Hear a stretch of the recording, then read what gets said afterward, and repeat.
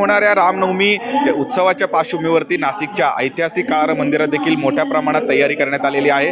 आपण बघू शकतो की संपूर्ण मंदिराला विद्युत रोषणाई करण्यात आलेली आहे आणि त्याच पद्धतीने मागच्या 2-3 दिवसांपासून सांस्कृतिक कार्यक्रमांचं देखील आयोजन या संपूर्ण मंदिर परिसरामध्ये करण्यात आलेलं आहे। खरं तर दरवर्षी जे आहेत रामनवमीच्या दिवशी मोठ्या उत्साहात रामनवमीचा उत्सव या मंदिरामध्ये केला जातो आणि अशाच पद्धतीचा उत्साह जो आहे ती याही वर्षी आहे। आजपासूनच भाविक जे आहेत हे दर्शनासाठी गर्दी केल्याचं एकूणच चित्र आपल्याला इथे आल्यानंतर बघायला मिळतोय। संपूर्ण वर्षभर मंदिरामध्ये भाविकांची गर्दी असते, पण या रामनवमीच्या खरं तर पूर्वसंध्येला भाविकांची विशेष गर्दी आपल्याला इथे बघायला मिळतोय। ऐतिहासिक मंदिर आहे आणि या मंदिरामध्ये रामनवमीचा जो उत्सव आहे त्या ज्या उत्सवाच्या पार्श्वभूमीवरती वेगवेगळ्या पद्धतीची तयारी म्हणजे मंदिर प्रशासन असेल, विश्वास असेल, या सगळ्या लोकांकडून करण्यात आलेला आहे। अयोध्येमध्ये राम मंदिर झाल्यानंतर पहिली रामनवमी आहे आणि त्यामुळे उत्साह जे आहे ते अधिक आहे।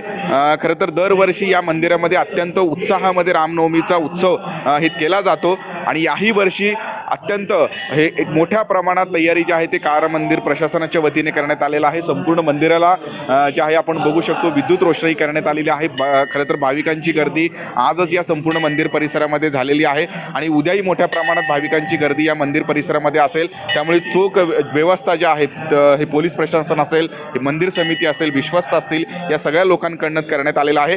त्यामुळे रामनवमीच्या या सगळ्या पार्श्वभूमीवरती उत्साहाचं वातावरण आपल्याला या मंदिर परिसरामध्ये बघायला मिळतं आहे। किरण गोटूर, जय महाराष्ट्र न्यूज, नाशिक।